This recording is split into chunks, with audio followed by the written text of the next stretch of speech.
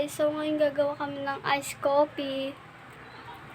So ito yung akin, kape ko blanca.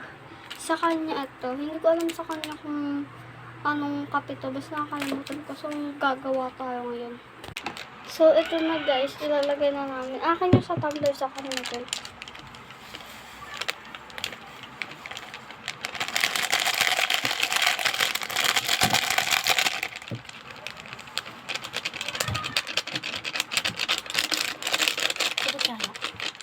So guys, wait, kukuha pa kami ng ibang ingredients. So ito guys, mainit. Tumbler kasi yung akin. Ikaw muna. Tumbler?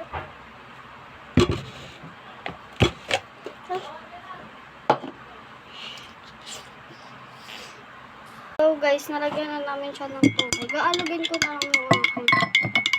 Para hindi na mahirapan. So kukuha na siya ng yelo.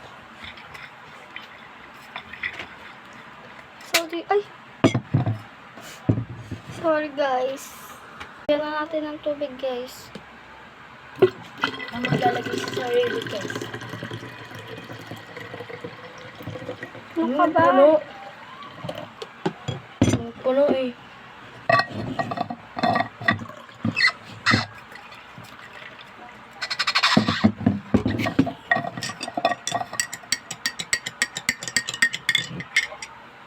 Wala lang, parang naggabi lang tayo.